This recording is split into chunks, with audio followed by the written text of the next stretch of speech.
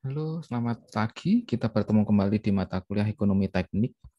Pada pertemuan kali ini, kita akan membahas mengenai penurunan rumus suku bunga majemuk. Ya. Materi kita hari ini adalah nilai uang terhadap waktu. Ini seperti yang minggu kemarin, ya, hampir mirip. Lalu pendekatan ekuivalensi. Dan yang ketiga adalah penurunan rumus suku bunga majemuk dengan pembayaran tunggal. Ekuivalensi. Apa itu ekuivalensi? Ekuivalensi adalah kesamaan atau kesetaraan nilai finansial. Ya. Kesamaan atau kesetaraan nilai finansial. Nilai finansial pasti nilai uang, ya, tidak akan selalu sama dari waktu ke waktu. Dan nilai uang bahkan cenderung menurun dengan bertambahnya waktu. Ya. Jadi kita akan tahu bahwa nilai uang itu akan tidak sama dari saat ini, besok, tahun ini, tahun depan, tahun kemarin itu akan berbeda. Sebagai contoh, pada tahun 2019 harga premium bensin premium itu adalah 6.400 per liter dan harga beras merek Mentari dapat dibeli dengan harga 10.000 per kilo. Namun pada tahun 2021 harga premium menjadi 6.840 per liter sehingga harga beras merek Mentari ini menjadi 12.000 per kilogram. Jadi dapat dikatakan bahwa pada tahun 2019 harga beras Mentari 10.000 ya, dan pada tahun 2021 harga berasnya adalah 12.000. Ini mengindikatorkan bahwa 10.000 pada tahun 2019 ini nilainya sama dengan 12.000 pada tahun 2021. Karena keduanya sama-sama dapat membeli beras 1 kilo beras. Ya. Nah, perubahan nilai ini yang harus dipahami dalam artian konsep nilai uang terhadap waktu. Maka seperti yang tadi dibilang adalah nilai uang tidak selalu sama dari waktu ke waktu, bahkan kecenderungannya adalah kecenderungan. Kecenderungannya adalah menurun dengan bertambahnya waktu. Apakah bisa naik? Bisa, namun kecenderungannya adalah menurun dengan bertambahnya waktu. Contohnya itu tadi, Rp10.000 di tahun 2019 kita bisa membeli beras 1 kilogram, tapi di tahun 2021 sekarang dengan merek yang sama harganya adalah 12.000. Nilai beras Mentari di masa datang itu dipengaruhi oleh harga premium. Ya, kita tahu ya, biasanya orang kalau mendengarkan berita begitu bensin naik, premium naik gitu, semua bahan pokok naik. Ya. Jadi nilai beras Mentari di masa mendatang dipengaruhi oleh faktor harga premium. Apakah itu benar? Tidak. Yang sebenarnya adalah yang terjadi adalah nilai uang dipengaruhi oleh periode dan bunga. Ya, itu karena ada periode dan ada bunganya, maka nilainya menjadi berubah. Periode adalah jangka waktu yang ditentukan untuk berinvestasi. Sedangkan bunga adalah uang yang dibayarkan untuk penggunaan uang pinjaman. Inilah yang terjadi sehingga nilai mata uang itu kecenderungannya adalah menurun. Pendekatannya, nah ini nanti yang akan kita pelajari, pendekatan ekuivalensi ada beberapa. Yang pertama adalah nilai sekarang atau present value, di mana ini adalah umumnya berupa investasi atau pinjaman pada awal periode disimbolkan dengan P. Simbolnya adalah P.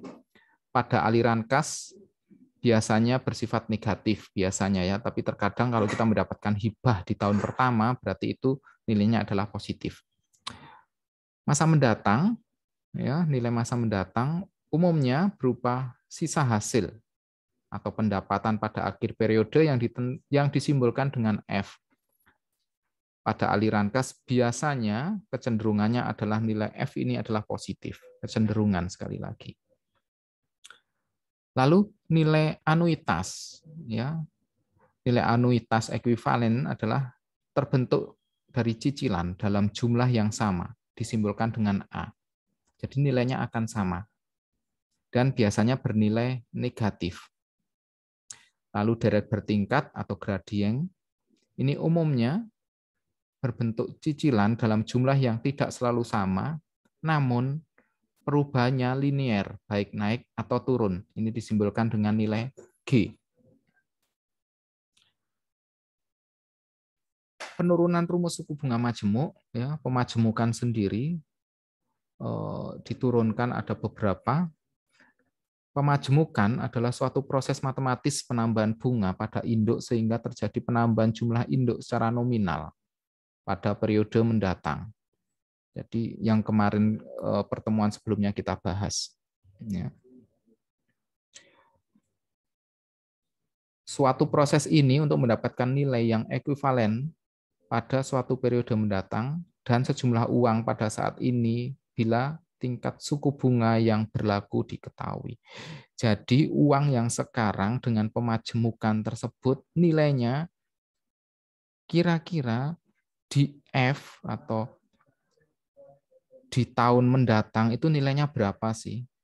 Ini yang dinamakan pemajemukan.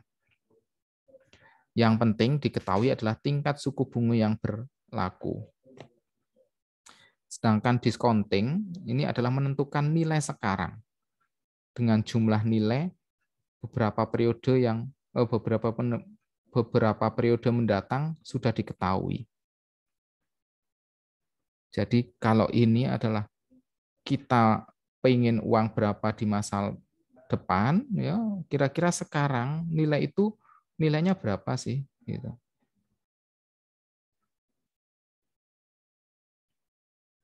Ya. Ekuivalensi yang umumnya digunakan pada analisis kelayakan suatu peluang investasi. Jadi memang ini adalah evaluasi yang biasanya digunakan untuk peluang investasi. Metode ini menggunakan proyeksi biaya dan pendapatan di masa yang akan datang dan mendiskontonya pada tingkat bunga tertentu untuk mendapatkan nilai ekuivalen pada saat ini. Apabila nilai sekarang atau present value dari cash flow lebih besar daripada nilai sekarang dari total biaya investasi, maka peluang investasi tersebut dirasa akan menguntungkan. Nilai sekarang dari biaya pendapatan yang akan terjadi di masa datang dapat dihitung dengan menggunakan rumus-rumus yang akan kita pelajari. Ini adalah notasi-notasi yang akan sering kita gunakan. Anda semua harus ingat notasinya. Yang pertama adalah R. R itu adalah tingkat suku bunga nominal atau per periode. I itu adalah tingkat suku bunga efektif. N itu adalah periode pemajemukan. P adalah nilai sekarang, F adalah nilai mendatang, A adalah aliran kas pada periode yang besarnya sama untuk beberapa periode yang berurutan. Sedangkan G adalah aliran kas di mana suatu periode ke periode berikutnya terjadi penambahan atau pengurangan kas sejumlah tertentu yang besarnya sama. Jadi kalau G itu mau naik sama atau turunnya sama. Yang pertama, kita akan menurunkan rumus pembayaran tunggal, di mana kita akan mencari F jika diketahui P. F itu apa? F itu adalah nilai mendatang dan P itu adalah nilai sekarang. Yang artinya sejumlah uang diinvestasikan saat ini atau T0 dengan tingkat suku bunga yang efektif sebesar I% per periode dan dimajemukkan tiap periode.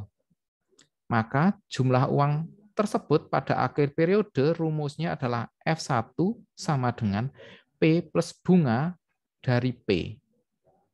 Sama dengan P plus PI. Sama dengan P1 plus I.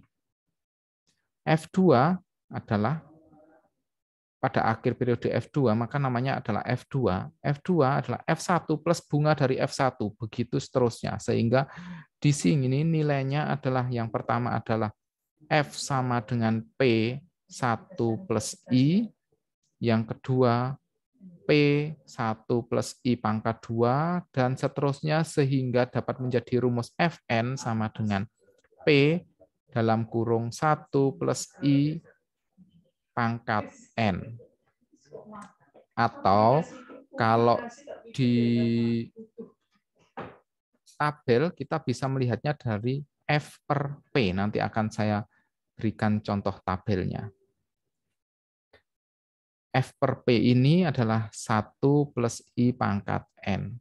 Jadi F sama dengan bisa dihitung dari F per P, I persen, dan N. Sehingga F sama dengan P 1 plus I pangkat N atau sama dengan P dikali nilai dari tabel FP, I persen, N. Contohnya ini. Ini diagram aliran kasnya. Di sini P, ini ada I, ini ada N, ini ada F. Yang dicari adalah F-nya ini. Nah, contoh soal. Seorang karyawan meminjam uang di bank sejumlah 1 juta dengan bunga 12% per tahun dan akan dikembalikan dalam jangka waktu 5 tahun mendatang. Yang pertama, gambar aliran kas dari persoalan tersebut. Yang kedua, hitung jumlah yang harus dikembalikan dengan menggunakan rumus dan tabel. Nah, gambar aliran kasnya seperti ini. Ada P 1 juta, N-nya ada 5, I-nya ada 12% per tahun. Yang dicari adalah F-nya. Kalau kita menggunakan rumus, maka F sama dengan P dikali 1 plus I pangkat N. Maka 1 juta, 1 plus I-nya tadi 12%, 0,12, pangkat 5 sama dengan 1,7623 juta. Silahkan dihitung. Nah, jika menggunakan tabel hanya tinggal mencari, karena kita mencari F, maka F per P, 12%, 5. F per P-nya berapa sih? Nah, akan kita lihat. Tadi I-nya 12%. Nah, ini tabelnya, pemajemukan diskrit. Nah, ada P per F, ini berarti mencari P diketahui F, ini mencari F diketahui P. Nah, kita ada di posisi ini, I-nya adalah 12%, dan N-nya adalah 5. 1, 2, 3, 4, 5. Ada di sini.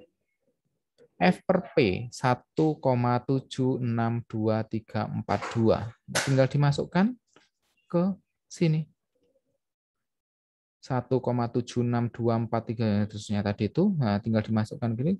Jadi dikalikan P dikali nilai tabel. 1 dikali F per P dan seterusnya. Jadi hasilnya adalah ini. Ada selisih sedikit di belakang koma. Nah, kembali lagi ke tabel. Anda akan saya berikan tabel ini nanti, ya. Ini sampai N ke 60. Di sini ada P per F, ada F per P, ada P per A per P, F per A per F, P per G, A per G. Untuk yang depan, sebelum per, nah ini P per F, berarti ini adalah mencari P diketahui F. Begitu pula ini mencari F diketahui P dan seterusnya. Berarti kalau A per G mencari A diketahui adalah G. Mencari deret seragamnya diketahui adalah gradiennya. Di sini ada I, ini bisa kalian ubah. Misalkan butuhnya 10%, ya udah tinggal diganti 10. Gitu, otomatis nanti akan berubah. Ya. Oh, saya butuh 12, tadi itu 12, apakah berubah? Langsung otomatis berubah juga. Ya. Mau 18%. Nah, otomatis berubah. Ya, jadi Anda tinggal melihat di tabelnya, nilai tabelnya berapa, mengalihkan dengan P atau yang lainnya. Saya harap bisa dipahami. Oke, kita lanjut ke latihan soal. Ya, yang pertama, seorang pengusaha membeli sebuah mesin pengolahan keripik seharga 17,6 juta. Uang muka yang dikenakan adalah sebesar 4,5 juta. Pengusaha tersebut akan melunasi sisanya pada 2 tahun mendatang dengan tingkat suku bunga 10% per tahun. Nah, silakan digambarkan aliran kasnya dan hitung berapa yang harus dibayarkan pada 2 tahun mendatang oleh pengusaha tersebut. Ini yang pertama. Yang kedua, seseorang menabung setiap tahunnya sebesar 1 juta rupiah.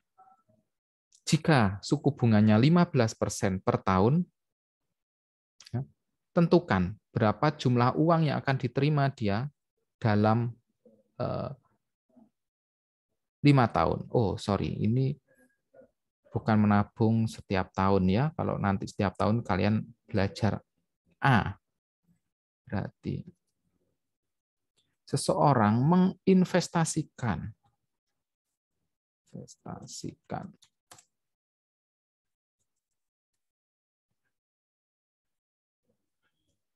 uangnya sebesar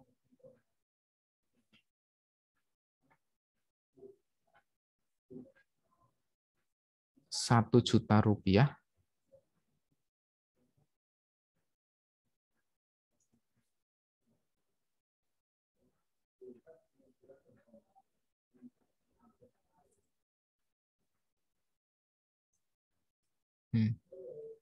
Oke, ya. Seseorang menginvestasikan uangnya sebesar 1 juta rupiah. Jika suku bunganya 15% per tahun, tentukan jumlah yang akan dia terima 5 tahun mendatang. Ya, jadi ini diketahui P-nya, ada I-nya, F-nya berapa. Ya, bisa dipahami? Apabila ada pertanyaan, silahkan tuliskan di kolom komentar. Ya. Silakan latihan soal ini dikerjakan di Google Classroom di tempat yang sudah saya siapkan. Selamat mengerjakan dan saya akhiri pertemuan kita hari ini. Selamat siang.